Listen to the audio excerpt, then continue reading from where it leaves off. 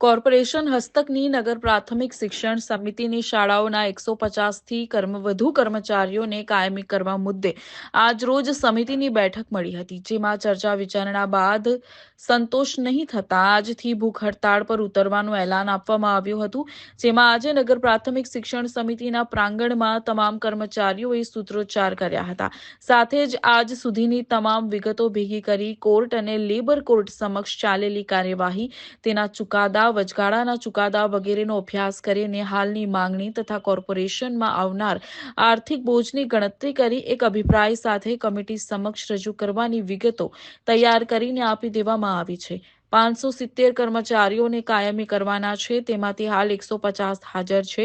70 થી 80 કર્મચારીઓ મૃત્યુ પામ્યા છે અને બાકીના નિવૃત્ત થઈ ગયા છે. સાથે જ તમામ કર્મચારીઓ આજે ચોક્કસ મુદતની હડતાલ પર ઉતર્યા.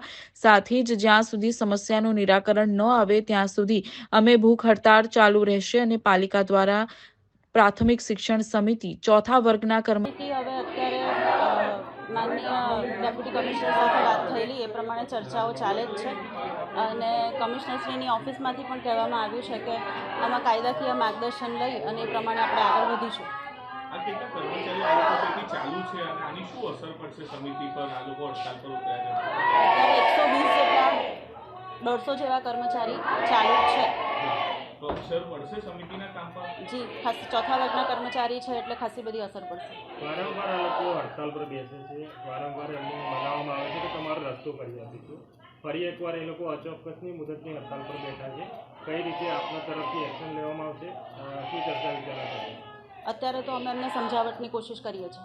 આગામી દિવસમાં બાલ વિવાહ બહિષ્કાર કરે છે એ માટે વિચારીએ છીએ. અત્યારે હું કશું કહી ના શકું આજની તારીખમાં. અત્યારે એમને સમજાવવાની કોશિશ કરીએ છીએ, જોઈએ શું પરિણામ આવે છે અમારી સમજાવટ. સાહેબ, 35 વર્ષ જૂની માંગ છે અને 35 વર્ષ જૂની માંગ માટે કોર્પોરેશનની કમિટીની રચના પહેલીવાર આ વખતે થઈ છે. મારા 6 મહિનાના કાર્યકાળની અંદર મારાથી જે બનતો પ્રયત્ન થયો છે, પ્રયત્નમાં મેં શરૂઆત કરેલી છે. શરૂઆત સારી થઈ છે. સાથે સાથે પહેલી મિટિંગ પણ થઈ છે. મિટિંગની અંદર લીગલ પ્રોસ્પેક્ટ ચેક કરવામાં આવે એની અંદર અમે આગળ વધી રહ્યા છે. સાથે એમના તરફે બી અમે એક માંગણી કરી છે કે ભાઈ આવા કોઈ પણ જાતના તમે સ્ટેપ્સ ન લેશો, જેથી કરીને આવનાર દિવસોમાં આપણાને કોઈ બીજી નવી ઉપાધિઓ ના ઊભી થાય અને આપણે લોકો સાથે મળીને આનો સારો નિરાકરણ લાવવા માટે અમે તમારી જોડે કામગીરીએ લાગ્યા છે. તમે પણ અમારી જોડે કામગીરીએ જોડાઓ અને આપણે બધા ભેગા થઈને આ કામ કરીશું તો ફાસ્ટ કામ થશે. કોઈ પણ કામનો ઉકેલ એ વાતચીત હોય છે. વાતચીતથી જ કોઈ બી કામ ઉકેલાતું હોય છે એવું મારું દ્રઢપણે માનવું છે. તો વાતચીતના માધ્યમથી જ આપણે આનો ઉકેલ લાવીએ અને વાતચીતના માધ્યમથી જેટલો બનતો પ્રયત્ન કરીએ એટલો પ્રયત્ન સારો અને સાચી દિશામાં જશે અને સારી દિશામાં જાય એના માટે અમે એમને સમજાવી રહ્યા છે. આજે પણ હમણાં આ કલાક 1.5 કલાક પછી અમે 2-3 મુખ્ય લોકો બીજા આવે એટલે એમની જોડે બેસીને અમે પાછા એમની જોડે ચર્ચા કરવા માટે ફરી પ્રયત્ન કરીશું. જો એમના તરફે પ્રયત્ન થાય અને સારી ચર્ચા થાય તો એક સારો ઉકેલ આવી શકે એમ છે. એમને આ બધું કરવાની જરૂર નથી, કારણ કે અત્યારે જે લોકો બેઠા છે એ લોકોની વય બહુ જ મોટી છે. ઠંડીનું મોસમ છે, મોટી વયના લોકો છે. અમને બી પોતાને દુઃખ થાય છે કે આવા લોકો આવી રીતે બેસવા ન જોઈએ અને એના માટે કરીને એમણે આ અત્યારે કરવાની જરૂર નથી. જ્યારે કોઈ બી લીગલ પ્રોસિજર ચાલુ હોય, કોર્ટમાં કેસ ચાલુ હોય, ત્યારે કોઈ કોર્ટનો કેસને આપણે એની સામે ફટાફટ એક દિવસમાં કોઈ ચુકાદો આવી શકતો નથી. એવું એમને અમે સમજાવીશું અમારા તરફે. બીજી વસ્તુ એ છે કે જે બી કરવાના કામ છે એ અમારા તરફે અમે શરૂ કરી દીધા છે અને એ કામ શરૂ થયા હોય તો એને સમય તો લાગે જ અને સમય જે લાગશે એ સમયની અંદર અમે એમને વહેલામાં વહેલી તકે એમને એમનો ચુકાદો સારો અને પોઝિટિવલી એમના તરફે આવે એના માટેના પ્રયત્નોમાં લાગ્યા છે. પણ એની સાથે એમણે પણ સાથ સહકાર આપવો જોઈએ. આવી હડતાલો ન કરવી જોઈએ એવી અમારી દ્રઢપણે માન્યતા છે કે એવું એ કરશે તો અમે અમારા કદાચ કામો થોડા લેટ થશે, આટલા જલ્દી નહીં કરી શકીએ, કારણ કે અમારે બી બીજા લોકોને જવાબ આપવા પડતા હોય છે. આગળ ઉપર અમારે બી નામદાર કોર્ટને બી આનો જવાબ ભવિષ્યમાં આપવાનો થશે. તો એ વખતે કદાચ આ હડતાલ એ એમના માટે વાધારૂપ ન થાય એ બી એક વિષય છે. એ લોકોએ સ્ટેપ્સ તો લઈ લીધો છે. 35 વર્ષ જૂનો પ્રશ્ન છે. તમે કહો છો ચિંતા છે, તમે દુઃખી છો, તો એમનું દુઃખ કેમ નથી સમજાતું? સમસ્યાનું નિરાકરણ કેમ નથી આવતું? હવે આમાં એવું છે કે જ્યારે કોઈ કોર્ટમાં કેસ ચાલતો હોય અને કોર્ટના કેસની અંદર જે લીગલ આ પાછલા દિવસોમાં શું પ્રોસ્પેક્ટ ચાલ્યા છે, શું વિષય ચાલ્યો છે, કયા વિષયમાં કેમ આટલું લેટ થયું છે, એ બી બધું સમજવાનો વિષય હતો.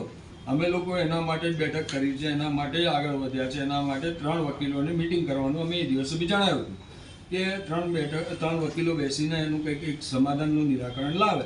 અને 3 વકીલો બેસીને સમાધાનનું નિરાકરણ લાવે તો ચોક્કસપણે આ કેસને સારી દિશામાં લઈ જવાય. એના માટે અમે સ્ટેપ 1, 2, 3 લેવાના સ્ટાર્ટ કર્યા.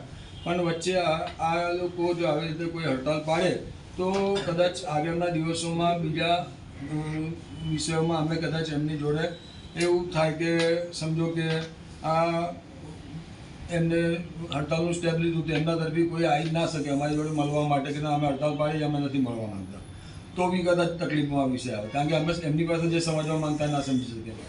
કોઈ દિવસ આપણે નામદાર કોર્ટની અવગણના ન કરી શકીએ. જ્યારે કોર્ટની અંદર કેસ ચાલતો હોય ત્યારે બહાર કોઈ પણ જાતની મૂવમેન્ટ ના. સાચી વાત. અમે લગભગ 47 વર્ષથી નગર પ્રાથમિક શિક્ષણ સમિતિના બાલવાડી અને શાળાઓને અમે અમારો કિંમતી સમય આખી જિંદગી એમને આપી દીધી છે. જેવી રીતે શિક્ષકો ભણાવે છે તો એક શિક્ષણના ભાગરૂપે અમે સ્કૂલોમાં સફાઈ કરીએ છીએ. છોકરાઓને કંઈક પાણી આપવું હોય, એ લોકો બાલવાડીમાં લેવા જવું, તેડવા જવું, આવા બધા અમે કામગીરી કરતા હોઈએ છીએ.